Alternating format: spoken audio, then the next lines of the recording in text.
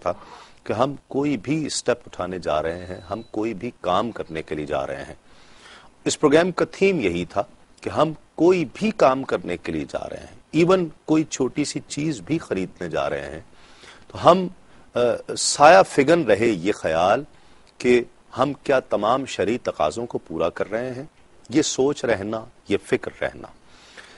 Medical کے مسائل، medicine کے مسائل ہم نے بہت سے ڈسکس کیے، اور اس میں بہت سے ایسے جدید مسائل کہ جس کے لیے عام انسان شاید یہ سمجھتا ہے کہ ڈاکٹرز تو اس کے بارے میں جانتے ہیں لیکن قرآن اور حدیث میں شاید اس کے علوم موجود نہ ہوں، بہت سارے سوالات کے جوابات اس میں موجود نہ ہوں، لیکن الحمدللہ علماء کرام نے، ڈاکٹرز حضرات تشریف فرما رہے یہاں پر، انہیں بہت تسلی بخش اور تشفی بخش جوابات اس کے دیے۔ آپ کا بہت شکریہ، آپ نے فیڈ بیک کیا اور رسپونڈ کیا بڑی محبتوں کے ساتھ اور اس پروگرام کو پسند کیا۔ آج اسی سیریز میں عصر حاضر کے جدید مسائل اور ان کا حل قرآن اور حدیث کی روشنی میں ہم لے کر آ رہے ہیں۔ فائنینشیل ایشوز جتنے ہیں، فائنینشیل ایشوز ایک معاشرے کی بہت ہی بنیادی اور بہت ہی کلیدی چیز ہے، بہت اہم اور کلیدی کردار ہوتا ہے۔ اگر کسی معاشرے میں اکنامک سسٹم نہیں ہے، معاشی سسٹم نہیں ہے تو پھر کچھ بھی نہیں ہے۔ معاشرہ معاشیات کے ساتھ جڑا ہوا ہے۔ انسان اگر ایک ماچس کی ڈبیا بھی خریدتا ہے تو وہ یوں سمجھ لیجئے کہ اس ملک کی اس اکانومی کا حصہ بن گیا ہے۔ سود جس کے لیے قرآن اور حدیث میں شدید مذمت آئی ہے، اور سود کرنے والے، سود لینے والے، سود دینے والے یا سود کی لکھت پڑھت کرنے والے کے لیے ہم کتابوں میں پڑھتے ہیں کہ بہت سی وعیدیں آئی ہیں۔ کچھ عرصہ پہلے سے کنونشنل بینکنگ سے اسلامک بینکنگ میں قدم رکھا ہمارے معاشی نظام نے۔ بہت سے لوگوں نے اس پر اعتراضات بھی کیے کہ شاید کان ایک طرف سے پکڑ لیا جائے، دوسری طرف سے پکڑا جائے، فرق کوئی نہیں ہے۔ انہیں بہت سارے اعتراضات ہیں، میں آج انہیں دعوت دوں گا کہ وہ ہمارے لیے آپ تشریف لائیں ٹیلی فون کے ذریعے اور اس پروگرام میں شامل ہوں، بات کیجئے۔ وہ اعتراضات جو آپ کے ذہن میں ابہامات پیدا کرتے ہیں، وہ سوچ، وہ خیال، وہ فکر ہمارے ساتھ شیئر کیجئے۔ علماء کرام اس کا قرآن و حدیث کی روشنی میں تسلی اور تشفی بخش جواب دیں گے۔ سود کے ساتھ ساتھ پھر ہم یہ بھی ذکر کریں گے کہ سرکار رسالت آپ صلی اللہ علیہ وآلہ وسلم کے دور مبارکہ میں کیا طریقہ کار تھا۔ یقیناً کوئی ایسی چیزیں ہمیں وہاں سے بھی ملتی ہوں گی۔ پھر اسلامک بینکنگ کا جب آغاز ہوا ہے تو وہ تمام ٹرانزیکشنز جو کنونشنل بینکنگ میں ہوتی تھیں وہ اسلامک بینکنگ میں کس طرح سے ہو رہی ہیں، تو یہ تمام چیزیں ہیں۔ پھر اس میں مختلف پروڈکٹس کے حوالے سے ہم تذکرہ کریں گے، ان چیزوں کا بھی ذکر کریں گے۔ تو گویا یہ بھی ایک بہت اہم اور وہ لوگ جو کنسرن ہیں ان کے لیے بہت ہی دلچسپی کا باعث بھی ہوگا۔ ہمارے درمیان تشریف فرما ہے آپ کی بہت ہی جانی پہچانی، ہر دل عزیز، محبوب شخصیت، اور اس سیریز کا جو ہم نے آغاز کیا ہے تو میں نے آغاز میں ہی ان سے ریکویسٹ کی تھی کہ آپ نے کچھ عرصے کے لیے وقت دینا ہے اس پروگرام کے لیے اور تشریف لانا ہے مستقل بنیادوں پر۔ انہوں نے ہماری درخواست کو قبول فرمایا ہے۔ آپ عالم دین ہیں، ممتاز مفتی ہیں، اور اس عہد کے بہت ہی معتبر مفتی فقہ پر جن کو بہت دسترس حاصل ہے۔ اس کے علاوہ ایک پرائیویٹ بینک میں آپ ایڈوائزر بھی ہیں، ایڈوائزنگ کمیٹی کے ہیڈ بھی ہیں، جناب علامہ مفتی ابوبکر صدیق صاحب ہمارے ساتھ تشریف فرمائے۔ السلام علیکم، آپ کا بہت شکریہ۔ ان کے ساتھ ایک اور بہت ہی محترم معزز مہمان جو اے پی یو آئی ایسوسی ایشن of private universities and institutes کے آپ جنرل سیکرٹری بھی ہیں، اس کے علاوہ ایک پرائیویٹ یونیورسٹی کے وائس چانسلر بھی ہیں جناب سید علی عباس آبدی صاحب، جن کا اسپیشلائزیشن ہے خاص طور پر اسلامک بینکنگ میں۔ میں انہیں بھی خوش آمدید کہتا ہوں۔ السلام علیکم، آپ کا بھی بہت شکریہ۔ آغاز کرتے ہیں مفتی صاحب، سود کے حوالے سے جو قرآن و حدیث میں ہمیں ملتا ہے کیا ہے؟ اعوذ باللہ من الشیطان الرجیم، بسم اللہ الرحمن الرحیم، الحمد للہ رب العالمین والصلاة والسلام علی سید الانبیاء والمرسلین وعلی آلہ واصحابہ واہل بیتہ وذریاتہ اجمعین والعاقبۃ للمتقین۔ سب سے پہلے قرآن کے حوالے سے میں عرض کرتا ہوں کہ سورہ بقرہ کی آیت نمبر 275 میں اللہ تبارک و تعالی نے ارشاد فرمایا کہ الذین یاکلون الربا لا یقومون الا کما یقوم الذی یتخبطہ الشیطان من المس کہ وہ لوگ جو سود کھاتے ہیں وہ نہیں کھڑے ہوں گے مگر اس شخص کی طرح کہ جس کو شیطان نے چھو کر پاگل کر دیا ہو، دیوانہ کر دیا ہو۔ اور اللہ تبارک و تعالیٰ ارشاد فرماتا کہ یہ پاگل ہونے کی وجہ ذالک بأنہم قالوا انما البیع مثل الربا، ان کے پاگل ہونے کی وجہ یہ ہے کہ انہوں نے کہا کہ خرید و فروخت بھی تو سود ہی کی طرح ہوتی ہے۔ اور پھر ایک مقام پر اللہ تبارک و تعالیٰ ارشاد فرماتا سورہ بقرہ میں کہ یا ایھا الذین آمنوا ذروا ما بقی من الربا ان کنتم مؤمنین، اے ایمان والو چھوڑ دو باقی سود کو جو بچا ہے اگر تم ایمان والے ہو۔ تو اللہ نے ایمان کو معلق کر دیا سود کے چھوڑنے پر۔ اور پھر فرمایا فَإِن لَمْ تَفْعَلُوا فَأْذَنُوا بِحَرْبٍ مِّنَ اللَّهِ وَرَسُولِهِ، اگر تم سود کو نہیں چھوڑتے تو اللہ سے اور اس کے رسول سے اعلان جنگ کر دو۔ تو یہ اللہ تبارک و تعالیٰ نے قرآن مجید فرقان حمید میں متعدد مقامات پہ سود کی مذمت فرمائی، اور نبی کریم صلی اللہ تعالی علیہ وآلہ وسلم نے اپنے احادیث میں اس کی مذمت فرمائی اور امت مسلمہ کو اس سے ڈرایا۔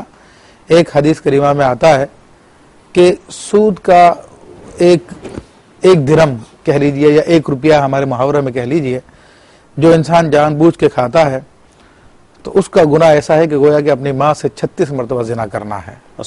اور بعض روایتوں میں اس سے زیادہ کا بھی ذکر آیا، بعض روایتوں میں خانہ کعبہ کے سامنے یہ کام کرنے کا ذکر آیا معاذ اللہ۔ اور نبی کریم صلی اللہ تعالی وسلم نے فرمایا کہ 7 ہلاک کر دینے والی چیزوں سے بچو، ان میں سے آپ نے ان 7 میں سے ایک جو ہے سود کو بھی گنوایا۔ اور مسلم شریف کی ایک روایت میں نبی کریم صلی اللہ علیہ وسلم کا فرمان ہے کہ لعن اللہ آکل الربا وموکلہ وشاہدہ وکاتبہ وشاہدیہ قال ہم سواء او کما قال علیہ الصلوۃ والسلام، کہ اللہ تبارک و تعالیٰ نے لعنت فرمائی سود کھانے والے پہ، کھلانے والے پر، سود کے ڈاکیومنٹس لکھنے والے پر اور اس پر گواہ بننے والوں پر، اور فرمایا کہ تینوں یہ چاروں کے چاروں برابر کے برابر ہیں۔ تو اس طرح سے اس کی مذمت۔ اچھا میں ایک چیز اور شاہ صاحب مجھے اجازت دیں، میں 2-3 چیزیں مفتی صاحب سے ذرا کنفرم کر لوں، پھر اس کے بعد آپ کی طرف آتا ہوں۔ ایک چیز جو خاص طور پر جب اتنا سوال اٹھتا ہے کہ جب اتنا سخت معاملہ ہے اور بہت شدید مذمت کی ہے، سخت وعیدیں ہیں، چند ایک ہی چیزیں ایسی ہوں گی کہ جس پر اللہ رب العزت نے اتنی ناراضگی کا اظہار فرمایا ہو، یہ ان چند ایک چیزوں میں سے ہے۔ تو پھر اسلام آنے کے بعد، اسلام کی دعوت کے بعد، تبلیغ کے بعد گریجولی جن چیزوں کو ختم کیا گیا ہے، سود ان میں سے کیوں ہے؟ اولن اس کی حرمت کا حکم کیوں نہیں آیا؟ دیکھیں اسلام حکمت کا نام ہے، اور انسان کی ایک طبیعت ہے کہ اگر اس کو کسی چیز سے ایک دم سے چھوڑا دیا جائے تو وہ اس کو برداشت نہیں کر پاتا۔ مثلا ایک ہم کائنات کی ایک مثال لے لیتے ہیں، نظام عالم کی مثال لے لیتے ہیں کہ سورج صبح فجر میں نکلتا ہے اور آہستہ آہستہ گریجولی وہ گرم ہوتا چلا جاتا ہے۔ تو جتنی کائنات کی اشیاء ہیں اس کی گرمی کو برداشت کر لیتے ہیں، لیکن اگر وہ پہلے ہی مرحلے میں ٹھنڈ سے ایک دم سے نہایت گرمی کے ساتھ نکل آئے تو شاید ساری کی ساری چیزیں جھلس جائیں اور سورج سے جو فائدہ حاصل کرنا تھے وہ سارے کے سارے بیکار ہو جائیں۔ تو اسی طرح اگر کہ انسان کی فطرت میں کوئی چیز، عادت میں کوئی چیز داخل ہو جائے تو نبی علیہ الصلوۃ والسلام فرماتے ہیں کہ عادت کو بدلنا ایسا ہی ہے جیسے کہ نیا مذہب لے کر آنا ہے، نیا دین لے کر آنا ہے۔ بت پرستی کو تو اولن منع کر دیا گیا نا، بت پرستی کو اولن بنا گیا، اس کے بغیر تو بہرحال چارہ کاری نہیں تھا، کیونکہ وہی اصل میں نقطہ تھا، اور اس کو اول ایک دم سے بدلنے کے اندر بھی حکمت ہے۔ اگر اس کو گریجولی بدلا جائے تو اس میں پھر وہ فائد نہیں رہتا ہے، تصور ختم ہو جاتا ہے، تصور ختم ہو جاتا ہے۔ تو یہ بچوں کے باقی چیز جو معاملات سے تھی، انسان کی عادت سے تھی، تو اس لیے ان کو گریجولی ختم کیا گیا۔ ٹھیک، اچھا میں یہ جاننا چاہتا ہوں کہ پوری دنیا میں کیا آپ اسپیشلائزیشن ہے آپ کی بینکنگ میں، پوری دنیا میں اسلامک بینکنگ کا آغاز ہو چکا ہے؟ یقیناً اسلامک بینکنگ کا آغاز پوری دنیا میں ہو چکا ہے، اور میں اس میں تھوڑا سا ایڈ کروں کہ جیسے آپ نے فرمایا کہ اس کا حکم جو ہے سود کا فوراً منع کیوں نہیں کیا گیا۔ دیکھیں شراب پینے کے لیے بھی اللہ میاں نے فوراً گریجولی نہیں آئے۔ اور جہاں تک بت پرستی کا تعلق ہے کہ یہ نام ہمارے قرآن پڑھیں اس میں لکھا ہے یہ نام مسلمان تمہارے باپ ابراہیم نے رکھا ہے، تو دین ابراہیمی میں تو کبھی بت پرستی تھی نہیں، تو بت پرستی کو تو ہم نے at the first instance eliminate کرنا تھا، اس لیے ہم نے بت پرستی کو ختم کیا۔ وہ بنیادی تصور توحید سے ٹکرا رہا تھا۔ ایگزیکٹلی، تو جو جس سے تو اسلام میں اسٹارٹ ہوتا ہے۔ ایک چیز. دوسری چیز یہ ہے کہ اب سود میں چونکہ وہ پوری کمیونٹی اس طرح انوالو تھی کہ اس کو ایک دم سے ختم کرنا ممکن نہیں تھا. آپ دیکھیں اگر یہودی یہ کام کیا کرتے تھے اور ہم تاریخ پڑھیں تو فتح مکہ اس وقت تک نہیں ہوئی جب تک ہم نے خیبر کو فتح نہیں کیا. وجہ یہ تھی کہ سارے فائنینسر آپ دیکھیں اس وقت یہودی تھے اور یہودی سود میں بے تحاشا انوالو تھے. ایک چیز. دوسری چیز یہ کہ آپ دیکھیں گے ہم جیسی خیبر کو فتح کرتے ہیں تو ہم بغیر ریزسٹنس کے فتح مکہ ہو جاتی ہے ہماری. تو سود کو ایک دم سے ختم کرنا اس وقت اتنا مناسب نہیں تھا. یہ ایک پولیٹیکل ڈیسیشن تھا. ایک چیز نمبر 1. نمبر 2 جہاں تک آپ یہ کہتے ہیں اسلامی بینکنگ کا پوری دنیا میں پھیل جانا, تو میری عرض یہ ہے کہ اگر ہم دنیا کا انالیسس کریں, اگر حضرت عیسیٰ علیہ السلام سے اگر ہم چلیں اور آپ چلتے چلتے 1600 سینچری تک آ جائیں تو آپ کو نظر آتا ہے کہ ان کے تو یہ ڈارک ایجز ہے نا, یہ تو جہالت کے اندر گمراہ لوگ تھے.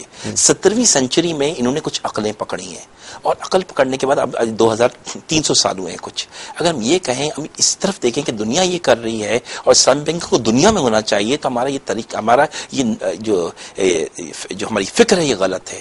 ہمیں یہ دیکھنا چاہیے کہ ہمارے نبی رسول اللہ صلی اللہ علیہ وسلم سے کے بعد سے یعنی ان کی بعثت سے لے کے آپ وہ پیریڈ دیکھیں جو کہ آپ بنو امیہ کا پیریڈ ہے, آپ کو پہلے خلفاء راشدین کا پیریڈ ہے, بنو امیہ کا پیریڈ ہے, عباسیوں کا پیریڈ ہے, اب خلافت عثمانی ہے. آپ اس پیریڈ کو دیکھیں, یہ بہت بڑا پیریڈ ہے. اس پیریڈ میں تو یہ سب چیزیں نہیں تھیں. یہ چیزیں ویسٹ نے جب عقل پکڑی ہے, کچھ یہودیوں کی انوالومنٹ بڑھی ہے اور یہ بینکنگ سسٹم وجود میں آیا ہے. اور اگر اسی کو پیپر کرنسی کا سسٹم دیکھیں, یہ کوئی اتنا پرانا نہیں ہے, یہ 100-150 سال پرانا سسٹم ہے. یا آپ مزید پیچھے چلے جائیں تو 200-250 سال پرانا, زیادہ پرانا نہیں سسٹم ہے. تو ہم کیوں یہ سوچتے ہیں عموماً کہ ویسٹ یہ چیز کر رہا ہے تو ہم ٹھیک کر رہا ہوگا تو ہمیں یہ کرنی چاہیے. ہمیں یہ دیکھنا چاہیے کہ ہماری شریعت کیا کہہ رہی ہے, اور ہمیں یہ دیکھنا چاہیے خلفاء راشدین کا جو بہترین پیریڈ گزرا ہے اس پیریڈ میں کس طرح سے کیا کام ہو رہا تھا. حضرت علی کا قول جس کو ہم بیس بناتے ہیں کہ سود کی ڈیفینیشن کے لیے, تو وہ حضرت علی رضی اللہ تعالیٰ عنہ فرماتے ہیں کہ any edition over debt is ربا. کوئی بھی ایڈیشن ہو ڈیٹ کے اوپر in the shape of no matter in the shape of, مثال کے طور پہ میں نے آپ کو اگر 10 روپے دیے ہیں, آپ 10 روپے کے ساتھ 1 کلو چاول آپ مجھے دے رہے ہیں, that is also any edition, کوئی بھی ایڈیشن ہو, چاہے any kind of edition over date, date مانے قرض, از ربا.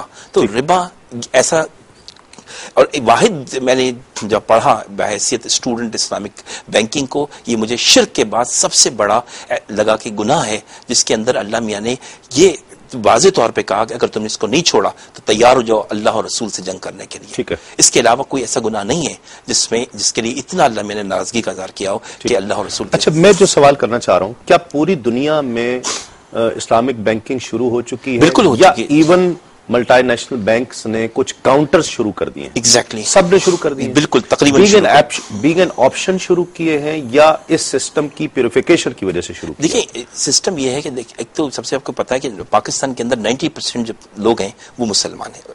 ٹھیک ہے, یہ تو آج تھوڑا سا شاید ہماری بینک کی مارکیٹنگ اتنی زیادہ اچھی نہیں ہے یا ہماری لٹریسی اتنی زیادہ نہیں ہے ہمارے ملک میں. 50% تو ایسے لوگ ہیں جنہوں نے اسکول نہیں دیکھا ہوا ہے, ایسے لوگ بھی ہیں. تو وہاں پہ تھوڑا ٹائم لگ رہا ہے, لیکن جیسے جیسے شعور پکڑا جائے گا تو وہاں ہم لوگ اس بینکنگ کی طرف زیادہ موٹیویٹ ہوں گے, اور یہ کرنا ہی ہے تمام بینکوں کو. اچھا, آپ اس کی مثال یہ دیکھیں, سری لنکا تو اسلامک ملک نہیں ہے. ٹھیک ہے, وہاں کے اوپر دیکھیں اسلامک انشورنس جس کو تکافل کہتے ہیں 98% شیئر رکھتی ہے. اس کی وجہ یہ ہے کہ یہ سسٹم جو ہے اتنا مناسب ہے, اتنا بہتر ہے کہ سود کا سسٹم اگر آپ اکانومی کی اسٹڈی کریں تو سود میں ہوتا کیا ہے. آپ جب بینک کو پیسے دیتے ہیں, 10 ڈپازٹ کراتے ہیں, تو بینک آپ سے کہتا ہے کہ ہم نے آپ کو 10% دیے. یو آر ویری ہیپی کہ مجھے 10% مل گئے, لاکھ پہ 10,000 روپے مجھے ایڈیشن ملیں گے. لیکن ایسا ہوتا نہیں ہے. ہوتا یہ ہے کہ جب میں بینک مجھ سے 1 لاکھ روپے لیتا ہے اور مجھے 10,000 دیتا ہے, اور اگلے آدمی کو وہ جو انٹرپرینور ہے اس کو 1 لاکھ روپے 25,000 روپے دے دیتا ہے, اور اس سے جو اسپریڈ ہوتا ہے وہ 15,000 کا ہوتا ہے. وہ آدمی جو انٹرپرینور ہے وہ لون لیتا ہے 1 لاکھ روپے, اسے 25,000 ریفنڈ کرنے ہوتے ہیں, وہ اس 25,000 کو کاسٹ آف پروڈکشن میں شامل کر دیتا ہے. الٹیمیٹلی وہ 1,25,000 کو 1,30,000 میں بیچتا ہے. تو مارکیٹ میں وہ پروڈکٹ جو تیار ہوتی ہے وہ 1,30,000 میں تیار ہوتی ہے. جس بندے نے جس کے اصل پیسے تھے, جس نے 1 لاکھ روپے دیا تھا, اس کو 10,000 ملا ہے, وہ الٹیمیٹلی 1 لاکھ کے بدلے 10,000 تو لے رہا ہے, 1,10,000 مل رہا ہے اس کو, لیکن اس کے بدلے وہ 1,30,000 دے رہا ہے. یہ 20,000 کا جو ڈفرنس ہے, اس طرح سے ہو یہ رہا ہے کہ انٹرپرینور ایک عام آدمی کے اندر جو ہے اختلاف پڑ رہے ہیں. جبکہ اسلامک بینکنگ پارٹنرشپ کی بنیاد پہ لے رہا ہے تو اس میں یہ ہو رہا ہے کہ میرا پیسہ جو یوٹیلائز ہو رہا ہے مارکیٹ کے اندر وہ میرا پیسہ ہے, اس میں میری جہاں پیسہ استعمال ہو رہا ہے انٹرپرینور کے پاس وہاں میرا پیسہ بطور پارٹنرشپ پہ استعمال ہو رہا ہے. تو میں چاہوں گا بینگ دی نارمل ڈپازیٹر کہ وہ آرگنائزیشن زیادہ پروان چڑھے, کیونکہ زیادہ گرو کریں گی تو مجھے اس کا الٹیمیٹ پروفٹ آئے گا. While is interest based banking میں میرا انٹرپرینور سے اختلاف ہو رہا ہے, میں اس کی دکانیں جلا رہا ہوں, لڑ رہا ہوں کہ وہ بہت ریٹ چارج کر رہا ہے, مہنگا دے رہا ہے, انفلیشن آ رہا ہے. یہاں تو انفلیشن آ رہا ہے تو نعمت بن جائے گی نا کہ اس میں یہ ہوگا کہ اس کو ہمیں پروفٹ کا شیئر ملا کرے گا. اسلامک بینکنگ بھائی چارہ یا پارٹنرشپ کے بیسس پہ بینکنگ کر رہا ہے, یہ بہت مناسب ہے. مفتی صاحب یہی سوال میں آپ سے کرنا چاہتا ہوں. آپ دنیا کے کئی ممالک میں آپ کا بھی جانا ہوا, کاؤنٹرز کم از کم کھل گئے اور اسلامک بینکنگ موسٹلی بینکس نے شروع کر دی. اسلامک بینکنگ بالکل وہ بینگ این آپشن شروع کی ہے یا اس کی پیوریفیکیشن کو مانتے ہوئے تسلیم کرتے ہوئے شروع کی ہے؟ دیکھیں اس میں ابتدا میں تو یہی تھا کہ مسلمانوں کا بھی پیسہ کے لیے آپشن تھا, ہاں پیسہ اس میں انوالو کیا جائے, جیسے حلال فوڈ کا آپشن دیا جائے. جی جی لیکن انہیں حلال فوڈ میں دلچسپی نہیں ہے. ہاں جی جی ٹھیک ہے, لیکن یا وہ اس کی پیوریفیکیشن کے قائل نہیں ہے. لیکن نہیں, اب صورتحال بدل گئی ہے. شروع میں تو یہ تھا کہ مسلمانوں کو پیسہ اپنے یہاں پہ جمع کیا جائے, جو مسلمان پیسہ نہیں دیتے. لیکن اب جب اس کی اسلامی نظام کی خوبی جب ان کے سامنے آ رہی ہے تو اس وقت ہارورڈ یونیورسٹی میں, دنیا کی اور دیگر بڑی بڑی یونیورسٹیز کے اندر, یورپ میں لے لیجئے آپ, باقاعدہ اسلامک بینکنگ کے کورسز کرائے جا رہے ہیں. ٹھیک ہے, اور باقاعدہ اسلامک اکنامکس پڑھائی جا رہی ہے سبجیکٹ کے طور پہ. ٹھیک, تو وہ اس حقیقت سے مطلب کہ آگاہ ہو چکے. خود انڈیا نے اسلامک بینکرز کو دعوت دی ہے کہ ہمارے یہاں پہ آگے اسلامک بینک کھولیں. ٹھیک, جس طرح ابھی ڈاکٹر صاحب نے بھی بتایا کہ سری لنکا میں لوگوں نے تکافل کے لیے لوگوں کو انوائٹ کیا. ٹھیک, اور اسی طرح دیگر دنیا کے ممالک میں جیسے کہ انگلینڈ ہو گیا اور آپ کے امریکہ ہو گیا, یورپ ہو گیا, اس میں باقاعدہ لوگ پورے طور پہ یعنی متوجہ اسلامی بینکنگ کی طرف. اور بحرین ہے, بحرین بینک ہے, اسی طرح سٹی بینک ہے, دیگر ان سب لوگوں نے باقاعدہ اسلامک بینک اپنے پورے قائم کر دیے ہیں. ٹھیک ہے, یعنی ایک تو کاؤنٹر آپشن ہے, وہ برانچز ہیں باقاعدہ. برانچز ہے باقاعدہ. ٹھیک ہے, کاؤنٹر آپشن تو پاکستانی لا کے مطابق جو ہے ہر بینک کو رکھنا ہی رکھنا. ٹھیک ہے, جو کنونشنل ہے وہ بھی ان کو بھی کرنا ہے. ٹھیک ہے, بعض کو رعایت دے دی ہے, 6 سال کا پیریڈ دے دیا, بعض کا وہ پیریڈ پورا ہو گیا, تو بہرحال یہ لازم تو کر دیا سب پر. اور اس وقت دنیا قائل ہوتی جا رہی ہے اس نظام کی, خاص طور پہ جو ابھی ڈاؤن فال آیا تھا, یہ معاشی ڈاؤن فال جتنا ریسیشن تھا. جی جی جی, ٹھیک ہے, تو اس کے بعد اور زیادہ لوگوں کی توجہ ہوئی اسلام کی ایک طرف. سود جو ہے اس کی ایک برائی جس کی وجہ سے یہ بنا کیا گیا وہ یہ ہے نا کہ یہ معاشی سسٹم کو تباہ کر رہا ہے. امیر امیر سے امیر تر ہو رہا ہے, غریب غریب سے غریب تر ہو رہا ہے. امیر کیسے مانے گا کہ اسے بند کیا جائے؟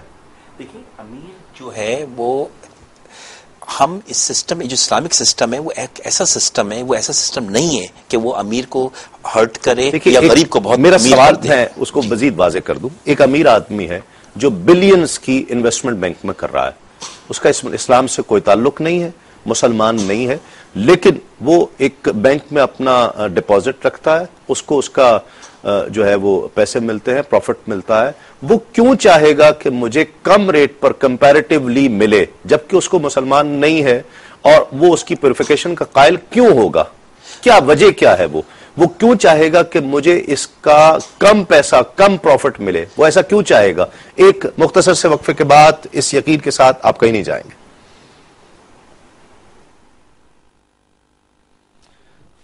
آپ سمجھ گئے نا؟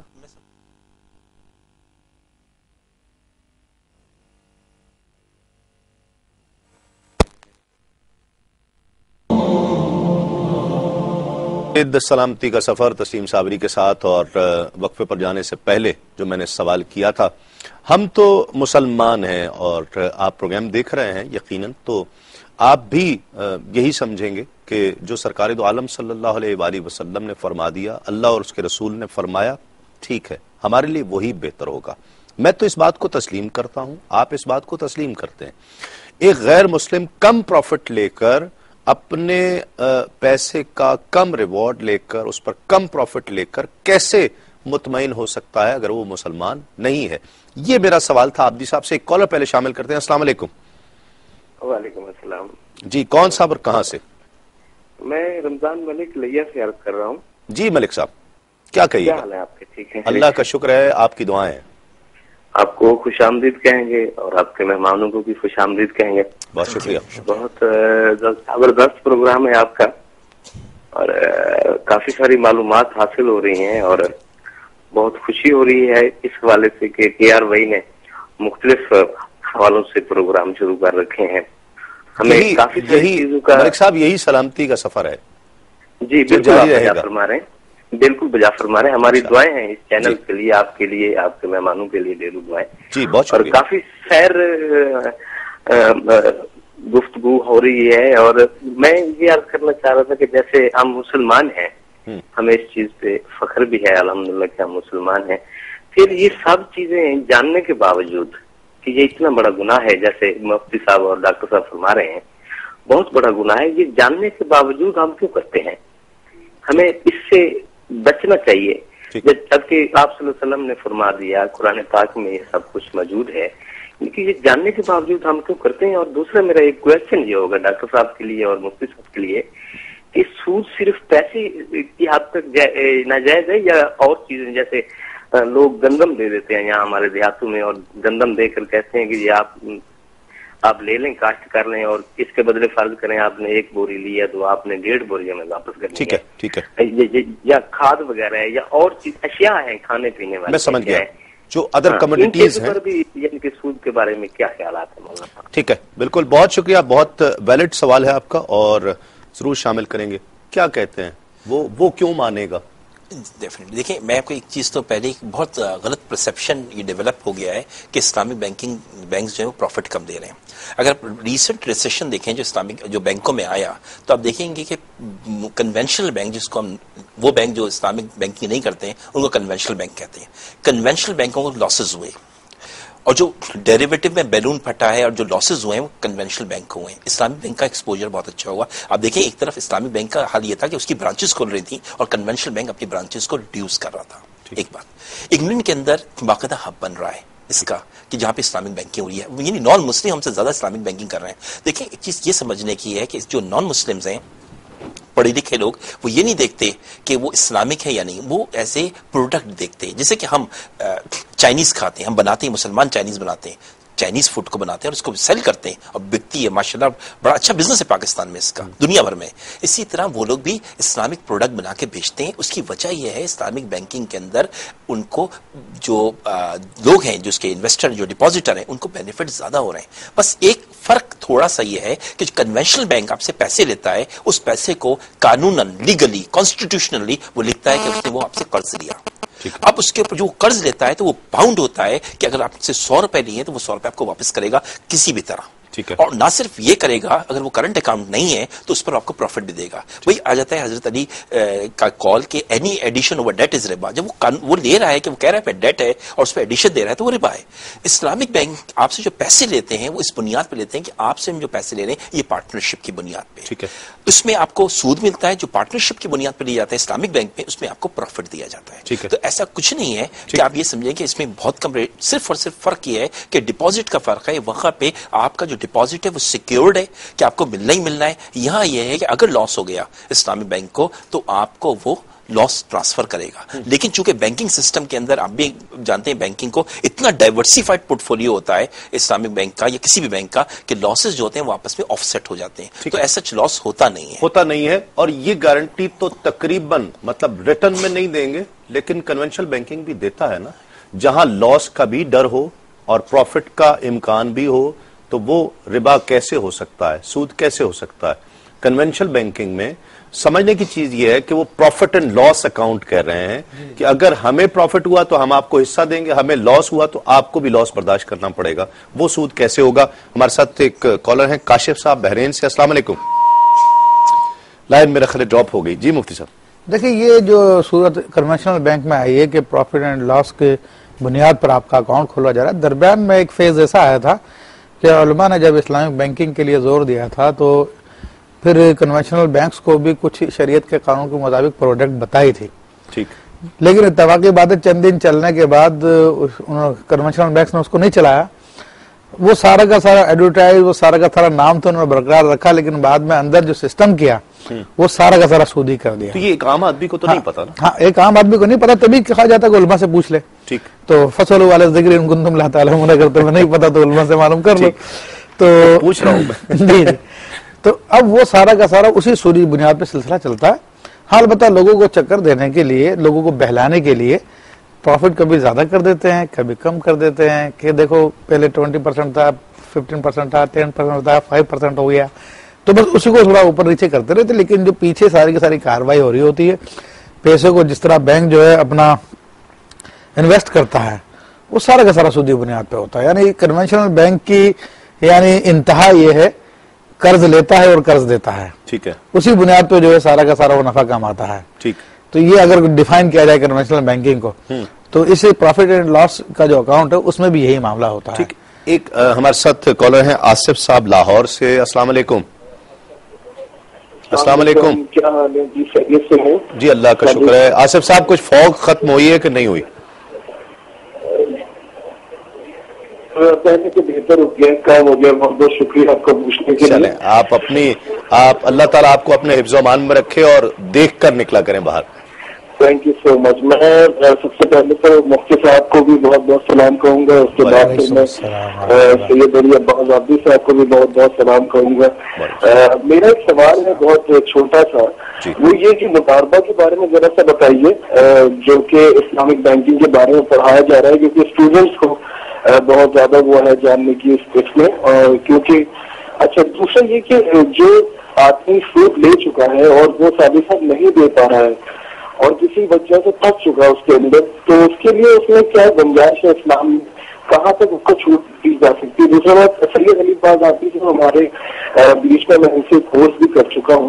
ایک چیز یہ پوچھنا ہے کہ اگر مداربہ اسلامک بینکنگ کی صحیح پروجیکشن نہیں ہوگی سوسائٹی میں تو کس طرح سے لوگ اس کی طرف جائیں گے؟ کیونکہ اتنے سارے بینک ہیں، اتنی ساری چیزیں سامنے آ گئی ہیں تو ہم سمجھ نہیں پاتے ہیں کہ کیا ہو رہا ہے. تو کچھ اس کے بارے میں صحیح پتہ بھی چلنا چاہیے. جیسے آج آپ پروگرام کر رہے ہیں تو ہم لوگوں کے اس بارے میں پتہ چل رہا ہے صاحب صاحب نے، تو ہم تو اسلامک بینکنگ کو صرف یہ سمجھتے ہیں پیسہ لگائیے، پیسہ کمائیے، نقصان برابر کا ہوگا، اس سے زیادہ کچھ نہیں پتا ہے. تو تھوڑا سا اس بارے میں ضرور بات کیجیے. بہت بہت شکریہ. بہت شکریہ. کنونشنل بینکنگ کے لیے ایک پرسپشن عام طور پر یہ بھی ہے، یہ آپ بتائیں کہ صحیح ہے یا غلط ہے، کہ 1,00,000 روپے پر کبھی 2,000، کبھی 2,200 روپے، کبھی 2,500 روپے، کبھی 2,600 روپے دے تو یہ بھی سود ہے. دیکھیں اگر لاکھ کے اوپر جتنا بھی اماؤنٹ مل رہا ہے طے نہیں کیا، نہ طے کریں، کوئی پرسنٹیج نہیں، ایون کوئی اماؤنٹ طے نہیں کریں، آپ اس پہ جو بھی ایڈیشن دے رہے ہیں وہ سود ہے. ایک ٹرانزیکشن اس طرح سے سود نہیں ہوتی. جیسے میں نے آپ کو کبھی 1,00,000 روپے دے دیے خوشی میں اور آپ نے اس کے بدلے مجھے خوشی میں 50,000 دے دیا یا 2,00,000 روپے دے دیے. اگر ریلیشن شپ ڈیولپ کی ہوئی ہے کہ آپ کو اس پہ ایڈیشن دینی ہے اور ایمبیگیوٹی رکھ دی ہے صرف اس لیے کہ سود نہ بنایا جائے، تو ایسا کچھ کرنے سے سود سے بچا نہیں جا سکتا. اگر میں آپ سے کہہ دوں میں آپ کو اس پر دوں گا زیادہ تو وہی بات طے ہوگی. تو حضرت علی علیہ السلام نے یہی تو کہا تھا کہ any edition over date is ربا. کوئی انہوں نے پرسنٹیج کا ذکر نہیں کیا، اینی ایڈیشن. کنونشنل بینکنگ میں یہ بھی سود ہے کہ کبھی 2,200 ہے، کبھی 2,300 ہے، چینج ہو رہا ہے ہر ماہ. دیکھیں جو میں کئی دفعہ تبدیل ہو رہا ہے. سود کی بنیادی تعریف ہم اگر سامنے لے آئیں تو پھر جو ہے بات سامنے آ جائے گی کلیئر. ٹھیک ہے. ٹھیک. نبی کریم صلی اللہ تعالی وسلم نے سود کی جو تعریف بیان کی کنز الاموال میں یہ حدیث شریف موجود ہے، صحیح حدیث ہے کہ سرکار دو عالم صلی اللہ علیہ وسلم ارشاد فرماتے ہیں کل قرض جر منفعۃ فہو ربا. ہر قرض جو نفع کھینچ لائے وہ سود ہے. ٹھیک. یہ ایک بنیادی تعریف جب ذہن میں آ گئی، ویسے اور بھی تعریفیں میں عرض کروں گا انشاءاللہ. قرض سے مراد یہاں قرض سے مراد کیا ہے؟ قرض سے مراد جو investment, any kind of investment. میں شرعی طور پہ جو قرض کی تعریف ہے ٹھیک ہے کہ ہر ایسا مطلب کہ مالی تبادلہ یا ایکسچینج آف منی یا ایکسچینج آف ویلتھ کہ جس کے اندر آپ کی پرنسپل اماؤنٹ محفوظ رہے، ٹھیک، وہ قرض ہے شرعی اعتبار سے. ٹھیک ہے. چاہے آپ اس کو کاروبار کا نام دے کے دیں ٹھیک یا کوئی اور نام لے کے اس کو دے دیں، وہ شرعی اعتبار سے قرض ہے. کنونشنل بینکس کے اندر جتنے بھی ڈپازٹس ہوتے ہیں وہ سب کے سب گارنٹیڈ ہوتے ہیں اور وہ ہر صورت میں قانون کے مطابق بینک آپ کو ادا کرے گا. ٹھیک. تو یہ شرعی اعتبار سے وہ قرض بن گیا.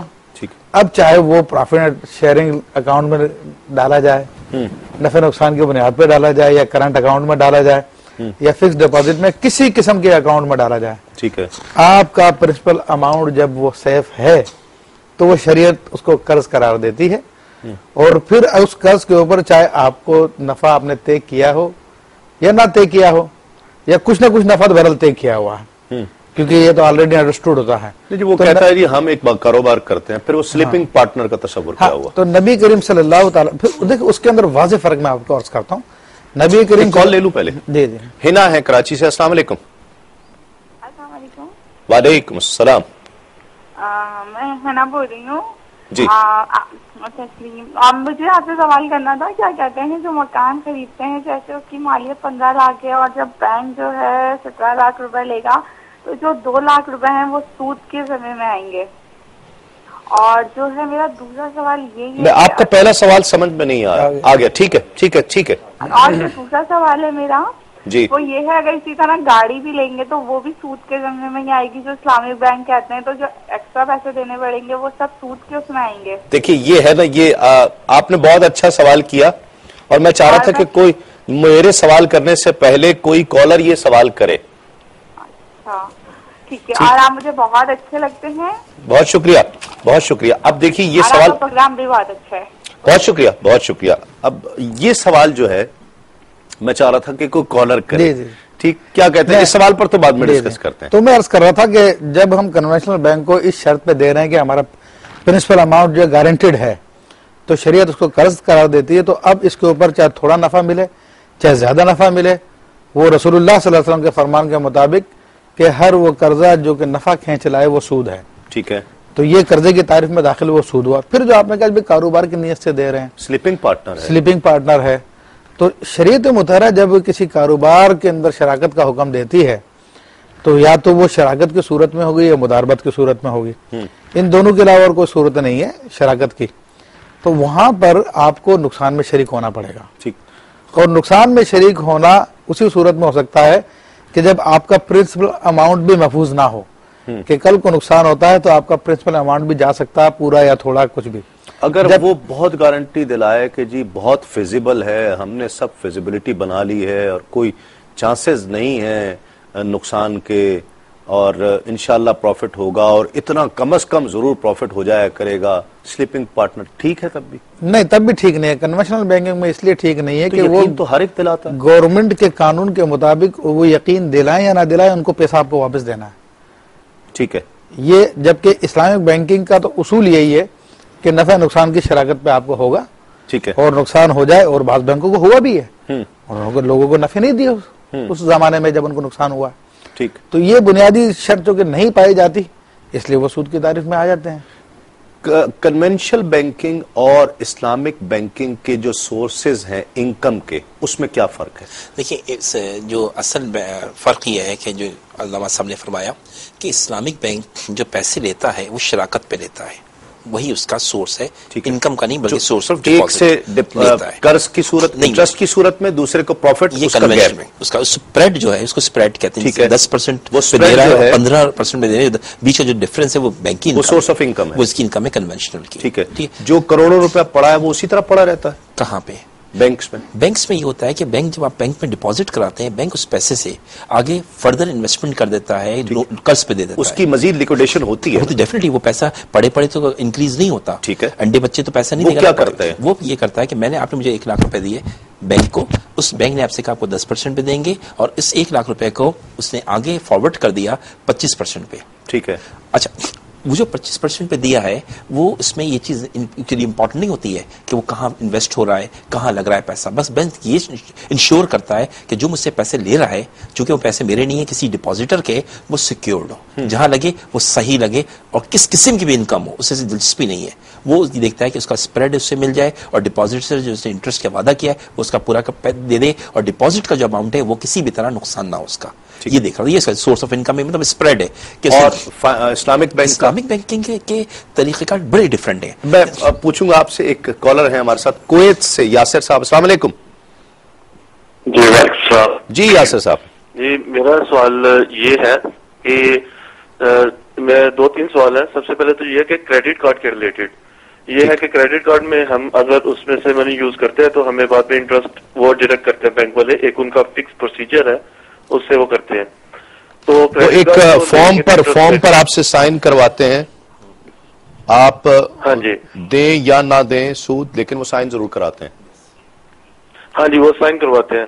اور دوسرا یہ ہے کہ لاسٹ ٹائم ہماری کمپنی میں ایک بندہ وہ قطر گیا تھا، تو قطر ابھی کریڈٹ کارڈ لینے میں قطر وداؤٹ کریڈٹ کارڈ انٹری ہی نہیں دیتے، کیونکہ آپ کو وہاں پہ انٹری فیس پے کرنا پڑتی ہے جو تھرو کریڈٹ کارڈ ہوتی ہے. سوری، تو اس میں مفتی صاحب سے پوچھنا تھا کہ اس میں مطلب کیا کنڈیشن ہوگی کہ بندہ کوئی کریڈٹ کارڈ رکھ سکتا ہے یا نہیں؟ ٹھیک ہے. مطلب یہاں سے قطر جانے کے لیے آپ وہاں پہ جب انٹری لیتے ہیں تو وہ کیش ریسیو نہیں کرتے، وہ کریڈٹ کارڈ یوز کرواتے ہیں. ٹھیک ہے. ایک سوال تو میرا یہ تھا. ٹھیک. دوسرا سوال یہ ہے کہ یہاں پہ میں نے کچھ بینکس میں یہ چیک کیا ہے، اسلامک بینکنگ ہے، تو اس میں یہ کہتے ہیں کہ آپ فکس کر لیں. لیٹس سپوز ایک گاڑی آپ لیتے ہیں تو وہ لیٹس سپوز 1000 دینار کی ہے، تو بینک آپ کو پرچیز کر کے دے دے گا اور آپ سے 1100 دینار لے لے گا. تو وہ جو 100 دینار لے رہا ہے وہ کہہ رہا ہے کہ یہ ہمارا فکس ہے، آپ نے یہ 1 سال میں ہمیں پے کرنا ہے. اگر ہم 1 سال میں پے نہیں کر سکتے، 1 سال سے زیادہ ہو گیا، 2 سال ہو گئے، 1.5 سال میں ہم پے نہیں کر سکے، تو وہ پینلائز کریں گے، دینار ہی واپس لیں گے لیکن زیادہ نہیں لیں گے. تو یہ سوال تو میرا تھوڑا سا لمبا ہے، لیکن یہ 100 دینار جو ایکسٹرا ہم پے کر رہے ہیں کیا یہ سود میں آئے گا یا بینک کے وہ پروفٹ میں؟ کیا کہہ کر لیتے ہیں 100 دینار اوپر جو لے رہے ہیں یاسر بھائی، وہ کیا کہتے کیا ہیں کہ کیا ہے؟ کچھ اس کا نام تو وہ ہوگا. کہتے ہیں یہ بینک کا پروفٹ ہے، وہ بینک کا پروفٹ ہے اور پلس ایڈیشنل چارجز ہیں. ٹھیک ہے. مطلب پروفٹ، وہ پروفٹ کہتے ہیں، وہ انٹرسٹ نہیں کہتے، وہ پروفٹ کہتے ہیں. سروس ایک چارجز، سوال یہ ہے کہ کچھ سروس چارجز وغیرہ ہے وہ؟ ہاں جی وہ کچھ ان کے ڈاکومنٹیشن چارجز ہیں اور پلس پروفٹ وہ کلیئر کہتے ہیں کہ پروفٹ ہم لیں گے. اگر آپ نے 1 سال کے لیے کروانا ہے تو 8% فکس ہوگا، اگر 2 سال کے لیے کروانا ہے تو 16% فکس ہوگا. اس طرح سے کچھ ہے. ٹھیک ہے. اور تیسرا سوال یہ ہے کہ بینک سے یہاں پہ لون لیتے ہیں اور لون کی کنڈیشن بھی یہی ہے کہ وہ فکس کرتے ہیں. تو یہ تھوڑا سا یہ میرے 3 سوال تھے، ڈیٹیل میں تھے، لیکن یہ اگر مفتی صاحب میں تھوڑا سا اس میں رہنمائی دے دیں. ٹھیک ہے. کون سے بینک سے لینا ہے؟ اسلامک بینک سے لیتے ہیں؟ اسلامک بینک ہے وہ. ہاں جی اسلامک بینک کا کویت فنانس ہاؤس یہ فیمس ہے، مطلب کویت فنانس ہاؤس کویت میں. ٹھیک ہے. ٹھیک ہے بالکل. آپ کو بتاتے ہیں اس کا نام اگر پتا چلے نا کہ اس کو وہ 100 دینار کو کہتے کیا ہیں. آسان ہے، پروڈکٹ پوری اس کی. ٹھیک ہے. اچھا میں جو سوال کر رہا تھا کہ کیا اس میں یہ جو چیز ہم ذکر کر رہے تھے، ایک تو سود کی تعریف آ گئی، اس میں پھر سلپنگ پارٹنر آ گیا، پھر اسلامک بینکنگ جو پروفٹ لے رہی ہے اس کی انویسٹمنٹ کیا ہے اور سورسز کیا ہیں؟ دیکھیں ایسے ڈاکٹر صاحب نے بتایا کہ کنونشنل بینک کے اندر کوئی ریسٹرکشن نہیں ہے. وہ اپنی رقم کسی شراب کی کمپنی کو بھی دے سکتی ہے. ٹھیک ہے. وہ اپنی رقم کسی جوئے کے اڈے کو بھی دے سکتی ہے. وہ اپنی رقم جہاں پہ چاہے حرام کام میں، حرام جس کو شریعت منع کرتی ہے اس میں انویسٹ کر سکتی ہے. ٹھیک ہے. جبکہ اسلامک بینک جو رقم اپنے کلائنٹ سے لیتا ہے وہ 2 صورتوں میں ہوتی ہے. یا تو کرنٹ اکاؤنٹ میں آتی ہے تو وہ تو قرضے کی حیثیت رکھتی ہے اور اس پہ کوئی اس کو نفع نہیں دیا جاتا.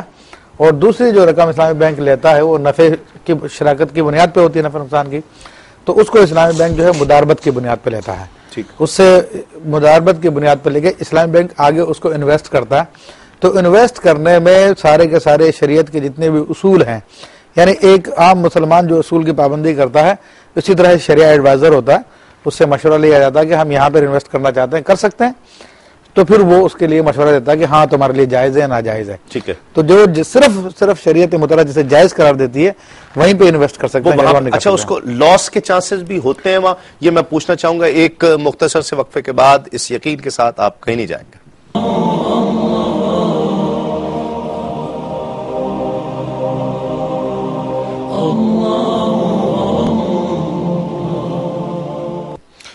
ناظرین خوش آمدید. آپ پروگرام دیکھ رہے ہیں سلامتی کا سفر تسلیم صابری کے ساتھ، اور سلامتی کا سفر جاری رہے گا. اور آج ہم نے فائنینشیل ایشوز پر اپنی گفتگو کا آغاز کیا ہے، اور امید ہے کہ یہ پروگرام جو ہے وہ مزید 2-3 پروگرامز تک چلے گا. اور اس میں بہت سارے ایسپیکٹس ہیں، بہت ساری پروڈکٹس ہیں جس پر ڈسکشن ہونا ضروری ہے.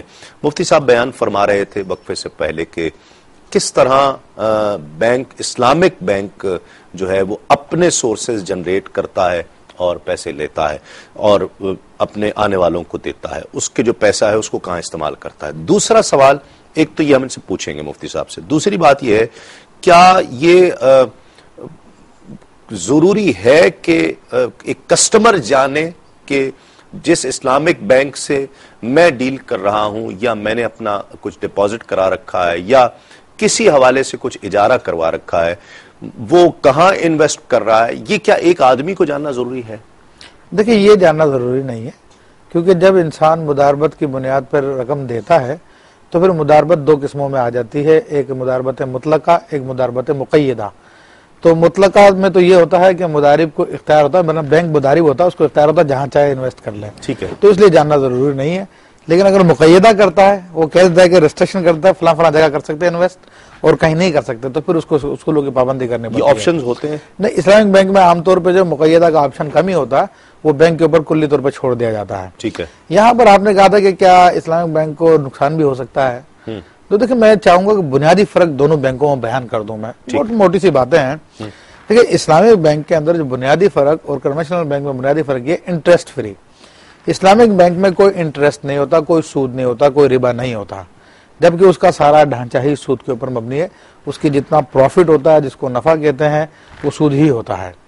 دوسری بات یہ کہ اسلامک بینک کا جو بھی آپ کیا کہتے ہیں انویسٹمنٹ ہو یا جو لوگوں سے پیسہ لیتا ہے وہ سارا کا سارا کانٹریکچل بیس ہوتا ہے، یعنی اس کا ایک عقد ہوتا ہے شرعی اعتبار سے۔ ٹھیک ہے، یعنی اگر کسی ڈپازیٹر سے پیسہ لے رہا ہے تو اسلام نے جو ہمیں عقود دیے ہیں خرید و فروخت کے لیے یا کاروبار کرنے کے لیے، جس کے اندر آپ کا مداربت، مشارکت، بے سلم، بے معجل، یہ جو جتنے بھی نام ہیں ان میں سے کسی ایک کے تحت اس سے رقم لی جاتی ہے۔ اس کو ناظرین ہم سمجھیں گے کہ یہ ساری جو اصطلاحات ہیں یہ کیا ہیں، ایک ایک چیز بالکل کلیئر، کیونکہ ہم صرف وہ جو بینکنگ کنسرنز ہیں ان کے لیے پروگرام نہیں کر رہا ہے، میں یہ بالکل ایک عام آدمی کے لیے جو اس میرے پروگرام کا ویور ہے، جو اس پروگرام کو دیکھ رہا ہے اور وہ عام آدمی ڈیسیژن لے کہ مجھے کیا کرنا ہے، میں چاہتا ہوں کہ ہم اس کو اتنا کلیئر کر دیں۔ جی مفتی صاحب، پھر اس کو آگے جو انویسٹ کرنا ہوتا ہے وہ بھی نہیں کر سکتا انویسٹ جب تک کہ اسلامی عقود میں سے کوئی عقد نہ پایا جائے۔ اسلامی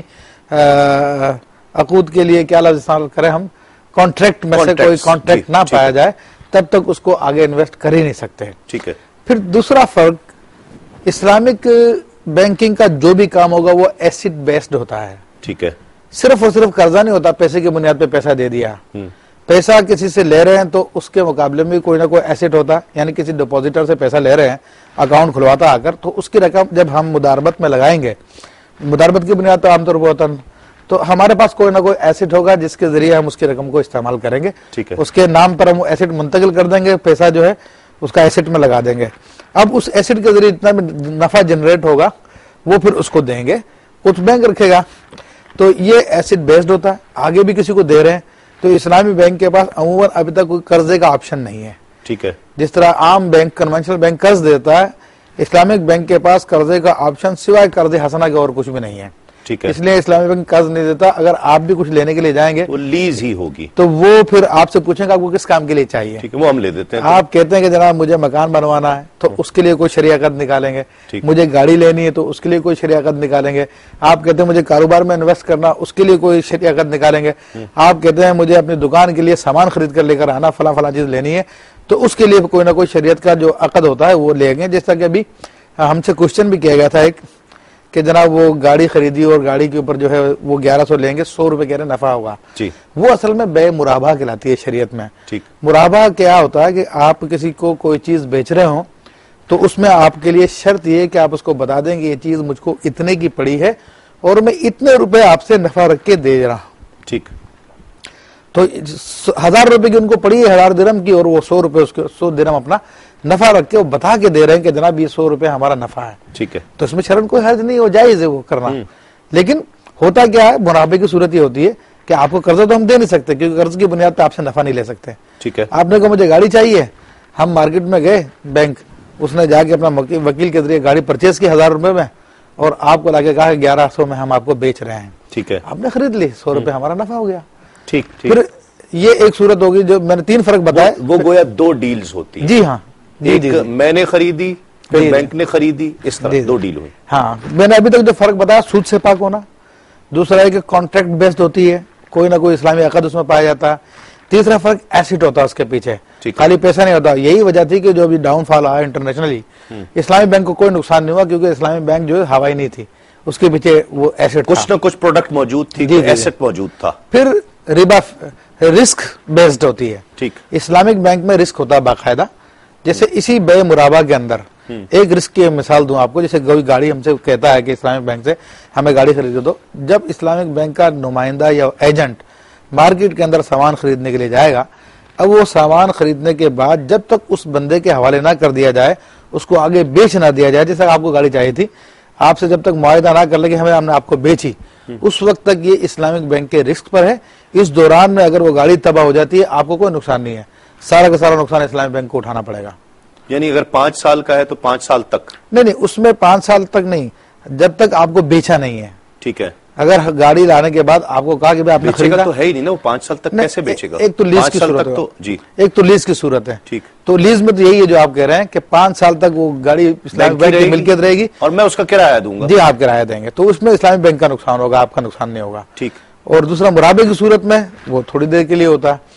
تو ایک تیسری جو ایک اور فرق جو ہے، میں ایک چیز یہ چونکہ بحث الجھتی چلی جائے گی کہ وہ جب نقصان ہوگا اس صورت میں اس نقصان کو پورا کرنے کے لیے تکافل کے پیسے بھی تو الگ دے رہا ہوں نا. جی ہاں بالکل دے رہے ہیں آپ. تو بینک تو نہیں دے رہا پیسے؟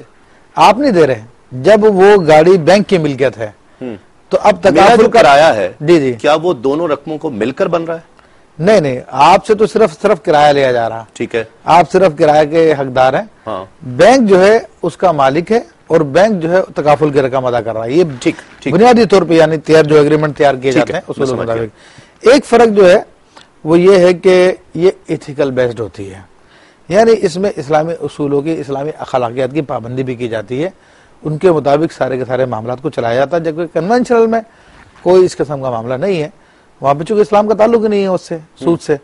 تو یہ بنیادی 4-5 فرق ہے جو میں نے عرض کیا. اسلامک بینکنگ اس میں کیا نیا پن لا رہی ہے؟